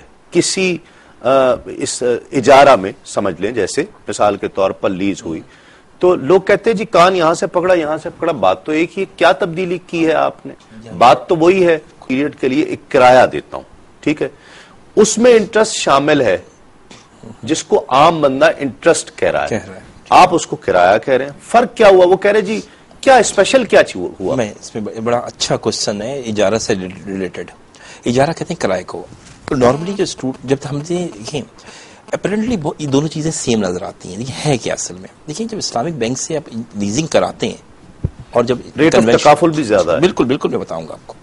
دیکھیں اسلامک بینک سے جب لیزنگ کراتے ہیں اور کنونشنل بینک سے لیزنگ کراتے ہیں، اس میں ایک بڑا بنیادی فرق ہے، سمجھنے کا ہے. جب اس کی اکاؤنٹنگ اسٹینڈرڈ بھی اگر پڑھیں IAS جو 17 ہے اس میں بھی لکھا ہوا ہے اس چیز کو کہ جب اس کنونشنل بینک لیزنگ کرتا ہے تو اس میں یہ ہوتا ہے کہ اگر آپ نے گاڑی لی، ٹھیک ہے، آپ نے جب گاڑی لی، اب گاڑی جل گئی یا گاڑی چوری ہو گئی، کنونشنل بینک آپ سے یہ کہتا ہے اس وقت جب آپ کی سمجھ میں آتا ہے بڑا کلیئر کہ وہ یہ کہتا ہے کہ آپ کرایہ دیتے رہیے. سب سے پہلا کوشچن یہ کھڑا ہوتا ہے کہ آپ نے مجھے گاڑی کرایہ، میں نے آپ کو گھر دیا اپنا کرایہ پہ، اگر وہ گھر تباہ ہو جائے گا تو آپ میرا کرایہ روک دیں گے، آپ کہیں گے بھائی گھر دو میں کرایہ دوں گا. یہاں کنونشنل بینک اور اسلام بینک میں فرق نظر آتا ہے. کنونشنل بینک کہے گا نہیں آپ کرایہ دیتے رہیے جب تک ہم دوسری گاڑی ارینج نہیں کرتے ہیں. اسلامی بینک کہے گا ہاں آپ کو کرایہ روک سکتے ہیں کیونکہ آپ کے پاس یوز کرنے کے بینیفٹ نہیں ہے. مکان تھا، آپ کا مکان تباہ ہو گیا ہے، یہ گاڑی چوری ہو گئی ہے تو آپ ڈیفینیٹلی یوز نہیں کر رہے. رینٹ تو یوز کرنے کا دیا جاتا ہے نا، رینٹ یوز کرنے کے لیے دیا جاتا ہے. ایک یہ بات بہت بڑی کلیئر ہے کہ یہاں آپ رینٹ روک سکتے ہیں، وہاں رینٹ نہیں روکے گا. ایک بات. دوسری چیز یہ ہے کہ لیزنگ والا کہتا ہے جب گاڑی چوری ہو جاتی ہے، جب کانٹریکٹ پڑھے، ان کا انشورنس پڑھے، وہ کہتا ہے risk and reward. Risk and reward آپ ٹرانسفر کر دیتے اس آدمی کو جو گاڑی چلا رہا ہے. ٹھیک ہے، کیا یہ آپ مجھے اپنا مکان دیں گے کرائے پہ، کیا آپ مجھے رسک اینڈ ریوارڈ دیں گے؟ کبھی نہیں دیں گے، کیونکہ رسک اینڈ ریوارڈ ہمیشہ اونر کے ہوتے ہیں. جبکہ کنونشنل بینک کے اندر وہ کہہ دیتا ہے کہ رسک اینڈ ریوارڈ ٹرانسفر ہو گئے. یہی وجہ ہے کہ انشورنس میں جو کمی آ جاتی ہے، اگر مثال کے طور پہ انشورنس کے پیسے کم ملے اور گاڑی نہیں آ رہی ہے تو ڈفرنس آپ دے رہے ہوتے ہیں. جس نے لیسی ہے، جس نے گاڑی کرائے پہ لی ہے، وہ ڈفرنس دے کے نئی گاڑی لے رہا ہوتا ہے. یعنی آپ نے ایک ایسا کانٹریکٹ بنایا ہے جس کے اندر آپ رسک اینڈ ریوارڈ اس کو دے دیتے ہیں، گاڑی کی چوری کی صورت میں تم ذمہ دار ہوگے. ایک بات. اور جب گاڑی چوری ہو گئی ہے تو آپ سے کہتے ہیں رینٹ دیتے رہو. اس کا بات کلیئر مطلب ہے جب آپ اس کو لا کے اندر پڑھیں تو آپ نے گاڑی نہیں لی ہوئی تھی، آپ نے پیسہ لیا ہوا تھا، ڈیفینیٹلی وہاں یہ لکھا ہوتا ہے کہ ہم نے آپ کو فائنینس کیا 10 لاکھ روپے کا. ٹھیک ہے، ہم نے کہا نہیں، جبکہ اسلامک بینکنگ میں اسلامک بینک کہتا ہے کہ گاڑی ہماری. اب مزے کی بات یہ تھی کہ ایک کیس آیا تھا ہمارا کیٹرپلر جنریٹر کا، اس میں یہ ہوا کہ وہ انشورڈ تھا. ہم نے ان کو بہت دفعہ سمجھایا کہ دیکھیں آپ اس کو اسلامی بینک سے کرا لیں. ان کا کہنا یہ تھا اسلامی بینک ابھی نئے ہیں، ہم ان پہ ریلائی نہیں کر سکتے، ہم لیزنگ کرائیں گے. کس سے؟ بڑا مشہور کیس تھا یہ کہ ہم کرائیں گے کنونشنل بینک سے. ہم نے کرا لیں. جب انہوں نے کرایا تو انشورنس وہ مشین کو نقصان ہوا جنریٹر. میں سمجھ گیا کہ وہ وہی کیس ہوا جو بڑا مزیدار کیس ہوا. جب انشورنس کلیم پہ گئے تو انشورنس کلیم میں جب گئے تو انشورنس میں کور نہیں تھا وہ لاس. تو انشورنس کمپنی نے کلیم دینے سے آل ٹوگیدر منع کر دیا. آپ کے کہنے کا یہ مطلب ہے کہ گھر میں نے کرائے پر اسلامک بینک سے لیا ہوا ہے، جی گٹر بند ہو جائے تو پلمبر بینک بلوا کے دے گا؟ نہیں، دیکھیں پیٹرول گاڑی لیتے ہیں تو پیٹرول تو آپ ڈلوائیں گے نا. گاڑی کا چھوٹا سا مینٹیننس جو ہے مجھے کرانی پڑے گی. دیکھیے نارمل سی بات ہے، اگر آپ کا گھر ہے آپ کا، اس میں کیل ٹھوکیں گے، کوئی دروازے بھی مثال کے طور پر دروازہ لاک خراب ہو جائے گا، کبھی کسی وجہ سے بچے نے لاک کر دیا تو چابی بنوانی ہے تو آپ ہی بنوائیں گے. نارمل ریپیئر اینڈ مینٹیننس جو کرایہ دے رہا تو وہی کرتا ہے نا. سرکار دو عالم صلی اللہ علیہ وسلم کے دور مبارکہ میں معاشی سسٹم کی بنیاد کیا تھی؟ جب اسپیشلی اس وقت کہ جب حکم آ گیا کہ سود کی حرمت آ گئی ہے اور اتنی وعیدوں کے ساتھ آ گئی ہے، سسٹم کیسے چلا؟ لیکن نبی کریم صلی اللہ تعالی علیہ وسلم نے اس کے لیے باقاعدہ نئے عقد لوگوں کو پیش فرمائے، نئے کانٹیکٹس لوگوں کو پیش کیے. کیونکہ پہلے جب سودی نظام تھا تو ایک ہی کانٹریکٹ تھا قرضے کا، قرضہ دو اس پہ نفع دے دو. نبی کریم صلی اللہ تعالی وسلم نے اس کے مقابلے میں آپ نے بیع سلم دی. کسانوں کو ضرورت پیش آتی ہے کہ جب انہیں فصل لگانی ہوتی ہے تو بیج کے لیے، ہل کے لیے اور سارے کاموں کے لیے پیسے کی ضرورت ہوتی ہے. ٹھیک ہے، تو وہ پہلے سے سودی نظام میں تو وہ قرضہ دے دیتے ہیں اور اس کے بعد وہ نفع کے ساتھ وصول کر لیتے ہیں. تو نبی کریم صلی اللہ علیہ وسلم نے اس مجبوری کو دور کرنے کے لیے بیع سلم اختیار فرمائی، اور اس کا مطلب یہ ہوتا ہے کہ آپ اپنی فصل کو پیشگی بیچ سکتے ہیں. اس کی پھر باقاعدہ شریعت میں پائی جاتی ہے. پھر اسی طرح کرائے کے معاملات کے لیے نبی کریم صلی اللہ علیہ وسلم نے اگلے پہلے سے سودا ہو گیا ایڈوانس میں ہی فصل کا. جی ہاں، ٹھیک ہے، پہلے سے سودا ہو جاتا ہے اور اسی مجلس کے اندر آپ کو پیسے دینے پڑتے ہیں. یہ بھی اس کی کئی شرائط ہیں. ٹھیک ہے. اسی طرح جیسے کہ کرائے کا لین دین ہے، کرائے کے لین دین کو نبی کریم صلی اللہ علیہ وسلم نے جاری فرمایا. خود نبی کریم صلی اللہ علیہ وسلم نے ایسا مطلب کہ اپنا ممبر شریف بنوایا باقاعدہ پیسے دے کر ایک آدمی سے. اور اسی طرح نبی کریم صلی اللہ تعالی علیہ وسلم نے یہ بیو کی جو صورتیں ہیں ہمارے سامنے آتی ہے، یہ ساری کی ساری نبی کریم صلی اللہ علیہ وسلم کے احادیث کی روشنی میں آتی ہے. تو نبی کریم صلی اللہ علیہ وسلم نے سود کے بجائے خرید و فروخت کو رواج دیا. تو اس سے سارا کا سارا پھر معاشی نظام چلا، سارا پھر اس کو یعنی مدون صورت میں اگر آپ دیکھنا چاہتے ہیں تو عمر فاروق رضی اللہ تعالیٰ کے دور میں دیکھیے. پھر اس سے زیادہ اور لکھی ہوئی صورت میں دیکھنا چاہتے ہیں تو وہ سیدنا امام ابو یوسف رحمۃ اللہ تعالیٰ علیہ نے ہارون رشید کے زمانے میں کتاب الخراج لکھی تھی. اور پھر ہمارے زمانے کے اندر بھی اگر سلطنت عثمانیہ کا آپ دیکھیں، مجلہ نام کی کتاب ہے جو انگلش میں بھی ٹرانسلیشن ہے اور اردو میں بھی ٹرانسلیشن ہے، اس کی عربی میں بھی ہے. تو اس کے اندر سارا کا سارا نظام مل جاتا ہے ہمیں اس کے. ٹھیک ہے، جو اس وقت کے فیچرز تھے جب وہ تبدیلی لائی گئی، کیونکہ یہ ایک انقلاب تھا. ایک مختصر سا وقفہ ناظرین، وقفے کے بعد لوٹتے ہیں اس یقین کے ساتھ آپ کہیں نہیں جائیں گے.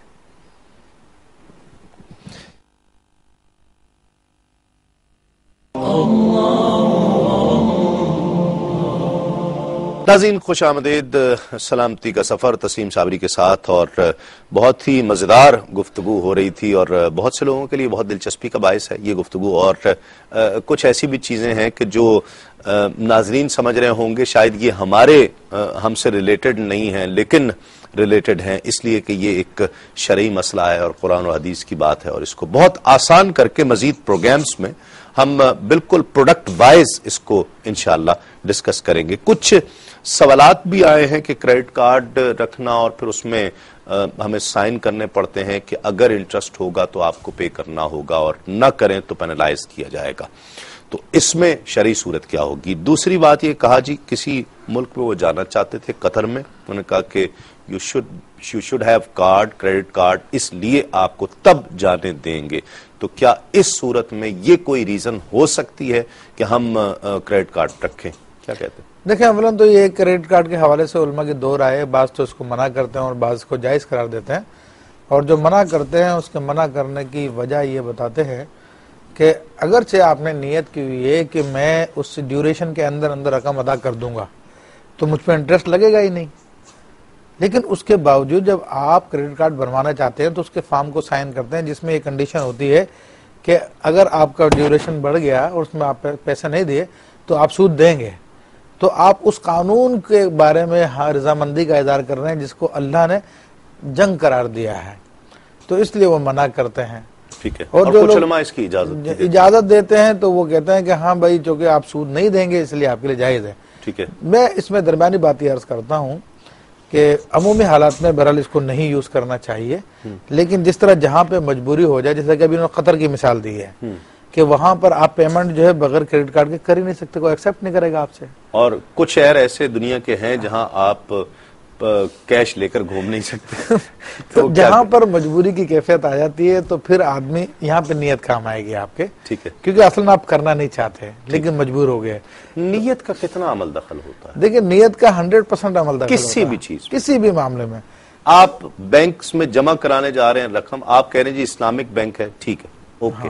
نیت کا فرق ہے. جی جی بالکل بالکل نیت کا فرق ہے. نبی علیہ السلام کی حدیث مبارکہ ہے کہ انما الاعمال بالنیات، کہ عملوں کا دار و مدار نیتوں پہ ہے. وانما لکل امرئ ما نوى، ہر آدمی کے لیے وہی کچھ ہے جس کی اس نے نیت کی. کیا بات. تو اب آدمی کی نیت صاف ہے اور معاملہ بھی صاف ہے تو پھر اس کو اس کا اجر ملے گا، ثواب ملے گا.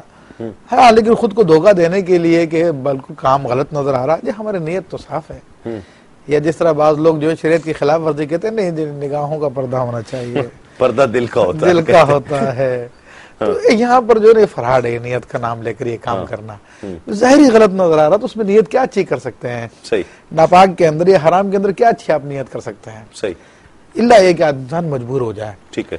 تو یہ نیت کی بہرحال حیثیت سے انکار نہیں کر سکتا. آپ کو کس چیز نے انسپائر کیا اسلامک بینکنگ کی طرف آنے؟ دیکھیں میں نے کہ پڑھنے کا ایک طرح کا ایک شوق تھا، اور میں نے چونکہ یہ اسٹڈی بھی کیا تھا پیریڈ کے جب ہم نے جب سے اسلام اور اسلام کی بات سے دیکھا، پھر دیکھا کہ کنونشنل بینک کب آیا. تو دیکھیں اکثر یہ سوال لوگ کرتے ہیں، تو بات ساری یہ ہے کہ ہمیں یہ ہے کہ ہم نے کنونشنل بینک کیوں پڑھا. پہلا تو سوال یہ ہے کہ ہمیں اسلامک بینک ہی پڑھنا چاہیے تھا، اسلامک کانسیپٹ کو ہی رکھنا چاہیے تھا. تو اسلامک جب میں نے فائنانس بہت پڑھ لی تھا اندازہ ہوا اس میں بہت ساری ایمبیگوٹیز نظر آئی، بہت سی پریشانیاں نظر آئیں کہ یہ چیز کنفیوژن بہت تھی، بہت زیادہ کنفیوژن ہے. تو اس کے بعد ہم اس کو سولوشن کی طرف چلے. جب سولوشن کی طرف چلے تو ہمیں اسلامک ایک ماڈل ملا جس کے اندر تمام سولوشنز نظر آ رہے تھے.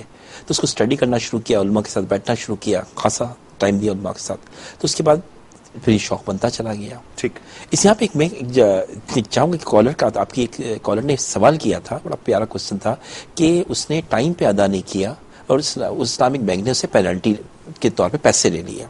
دیکھیے کنونشنل بینک بھی یہی کرتا ہے اور اسلام بینک بھی یہی کرتا ہے کہ اگر آپ لیٹ پیمنٹ کرتے ہیں تو آپ کے ایک سرٹن اماؤنٹ کاٹ لیتا ہے، پرسنٹیج آپ سے لیتا ہے. لیکن فرق یہ ہے کہ جو کنونشنل بینک ہے جس حساب سے اس نے چارج کیا 500 روپے پینلٹی لی، وہ 500 روپے کنونشنل بینک کا پروفٹ ہے. اسلامی بینک بھی 500 روپے چارج کرے گا، لیکن اسلامی بینک کیا کرے گا، آپ کے نام سے اس کو صدقہ کر دے گا اپرووڈ انسٹیٹیوشن میں، اس پر وہ پیسے خود نہیں کمائے گا. اچھا سوال یہ پیدا ہوتا ہے کہ پینلٹی کیوں لگاتے ہیں؟ نہ لگائیں، اس سے خود کہیں کہ تم دے دو. تو ہمارے ملک میں کوئی زکات نہیں دیتا، ہم اس سے کہیں گے تم نے لیٹ پیمنٹ کی تم صدقہ کر دینا. تو وہ زکات جہاں لوگ نہیں دے رہے ہیں تو وہ پینلٹی کا دیں گے. ہم صرف اس کو ڈرانے کے لیے، پابند کرنے کے لیے کہ وہ ریگولر ٹائم پہ پیمنٹ کرے، اس لیے ہم پینلٹی لگاتے ہیں. لیکن وہ پینلٹی ہماری سورس آف انکم نہیں ہے، وہ ہم صدقہ کر دیتے ہیں اس کے نام سے، ثواب اس کو ہی دیتے ہیں. ہم صرف ایجنٹ کے طور پہ اس کے پیسے ڈپازٹ کرا دیتے ہیں اپرووڈ انسٹیٹیوشن میں جہاں پہ ہمارے بینک کا کوئی تعلق نہ ہو، یعنی ہماری نہ سبسیڈری نہ ہماری ایسوسیٹڈ کمپنی کوئی نہیں ہو، ایسی جگہ اپرووڈ انسٹیٹیوشن میں چیریٹی میں دے دیتے ہیں پیسے. ٹھیک. دو چیزیں تھیں، ایک تو ملک صاحب تھے لیا سے، وہ کہہ رہے تھے کہ گندم جو ہے وہ لیتے ہیں اس کے بدلے میں پھر گندم، تو یہ بھی سود ہوا. دیکھیں یہ سود کی جو بیسک ڈیفینیشن پہ ہماری پوری گفتگو نہیں ہوئی، ورنہ سود کی دوسری قسم میں آ جاتی ہے جس کو ربا الحدیث کہتے ہیں یا ربا بالفضل کہتے ہیں. تو وہ سود کی وہ صورت یہ ہوتی ہے کہ نبی کریم صلی اللہ علیہ وسلم نے ارشاد فرمایا کہ جب تم گندم کو گندم کے بدلے میں، جو کو جو کے بدلے میں، نمک کو نمک کے بدلے میں، کھجور کو کھجور کے بدلے میں، چاندی کو چاندی کے اور سونے کو سونے کے بدلے میں بیچو، تو اس میں پھر دو شرطیں ہیں. ایک تو نقد نقد ہو، دوسرا یہ کہ وہ برابر برابر ہو.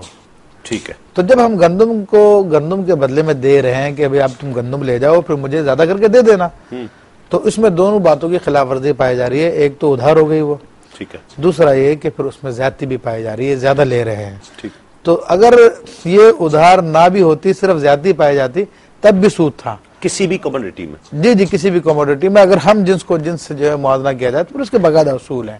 امام شافعی کے الگ ہے، امام مالک کے الگ ہے، امام احمد بن حنبل کے الگ ہے، امام اعظم کے الگ ہیں. ٹھیک ہے. تو ان اصولوں کی بنیاد پر اس کا فیصلہ کیا جاتا ہے کہ کب کون سی چیز سود بن جائے گی. ٹھیک. تو یہ ایک باریک مسئلہ ہے اور اس کو سمجھانے کے لیے بہرحال عوام کی میں سمجھتا ہوں عقلیں اتنی نہیں ہے کہ اس مسئلے کو سمجھ پائیں. نہیں، ہم کوشش تو کریں گے کہ اس کو سمجھے اگلے پروگرامز میں. ہاں بالکل، لیکن کچھ موٹی موٹی چیزیں جس سے عوام کو اس میں فائدہ ہو سکے. جملہ کہنا چاہتا ہوں. دیکھیں جو سود ہے، جو جس کو سود کہتے ہیں، بڑا آسان جو قرآن میں مینشن کیا گیا ہے، وہ سود یہ ہے کہ آپ نے مجھے 5,000 روپے لیے دیے اور 5,500 روپے لے لیے، 500 روپے سود ہے. یہ جو ہے نا جو پروڈکٹ ہے اس کو کہتے ہیں بارٹر سیل. وہ بارٹر سیل ہے، وہ سود، وہ ڈیٹ ٹرانزیکشن نہیں ہے، بارٹر سیل ہے. بارٹر سیل کا میں یہ ہوتا ہے کہ آپ مجھے کموڈٹی دیتے ہیں اور میں آپ کو ایک کموڈٹی دیتا ہوں. اس میں میرے نبی پاک نے کہا ہے کہ جب بھی تم ایک جیسی کموڈٹی دو، یعنی مطلب آپ بھی مجھے سونا دے رہے ہیں، میں بھی آپ کو سونا دے رہا ہوں، تو اس کے لیے دو چیزیں بڑی ضروری ہیں. ایک تو یہ کہ آپ مجھے سونا دیں، میں فوراً آپ کو دے دوں، یعنی سائملٹینیس ہونا چاہیے ڈیلیوری. ایک دوسری چیز یہ ہے کہ وزن میں برابر ہو. تو بتائیے کوئی آدمی کیوں یہ کرے گا کہ چیز بھی سیم ہو، وزن میں بھی سیم ہو، تو آدمی اسے کیوں؟ اس کا مطلب سیدھا سیدھا اس چیز منع کی گئی تھی کہ آپ نے پروڈکٹ کی کموڈٹی ایکسچینج کرنی ہے، اس میں آپ کوالٹی میں فرق ہو سکتا ہے، کوالٹی میں فرق ہو سکتا ہے، لیکن ویٹ میں، کوانٹٹی میں فرق نہیں ہو سکتا. کوانٹٹی ویٹ کوانٹٹی میں فرق نہ ہو اور ٹرانزیکشن اسپاٹ ہونی چاہیے، اسی وقت ہو. یہ نہیں میں آپ سے لے کے میں کہا میں 5 دن بعد آپ کو سونا دے دوں گا، اتنا ہی دے دوں گا، لیکن نہیں، اس میں 5 دن کا فرق آ جائے گا. سیم ٹائم آپ ایکسچینج کریں. اور دوسرا چیز یہ کہ وہ پروڈکٹ بھی سیم ہونی چاہیے. ویسے اتنے آسان نہیں جتنا ڈاکٹر صاحب نے بیان کیا ہے، کیونکہ ہم اگلے پروگرامز میں ذکر کریں گے. فیوچر ٹرانزیکشن بھی تو ہوتی ہے نا، کہ آج اگر یہ پین لوگے تو یہ 25 روپے کا ہے، لیکن اگر 40 دن میں پیمنٹ کرو گے تو یہ 45 روپے کا ہو جائے. وہ دخل الگ ہے نا، اسی کے اندر ہم بات کرتے ہیں. نہیں، وہ سیم چیز نہیں نا، آپ میں کیش دے رہے ہیں اور آپ پروڈکٹ دے رہے ہیں، دونوں طرف سیم چیزیں. وہ بارڈر سیل کے حوالے سے میں عرض کر رہا ہوں کہ امام اعظم کے نزدیک جو اس کے اندر علت ہے وہ جنس اور قدر ہے. ٹھیک ہے. اور قدر کی ہم تفصیل میں جاتے ہیں تو پھر 2 چیزیں قدر میں آئے گی، یا تو وزن ہوگی یا پھر کیل ہوگا. ٹھیک ہے. ٹھیک ہے. وزن تو سب لوگ جانتے ہیں کہ کسے کہتے ہیں. ٹھیک ہے. اور کیل گزشتہ زمانے میں ایک مخصوص پیمانہ تھا، اس پیمانے کے ذریعے جو ہے اس چیز کو ناپا جاتا تھا. تو اب کسی چیز کے اندر، اب اس کو تفصیل میں جاتے ہیں ہم، تو ہدایت شریف کے اندر یہ ہے کہ اذا وجد احدہما حرم التفاضل حرم النسیۃ حل التفاضل، کہ جب سود کی 2 علتوں میں سے ایک علت پائے جائے تو پھر زیادتی تو جائز ہے لیکن اس کا ادھار کرنا حرام ہے. ٹھیک.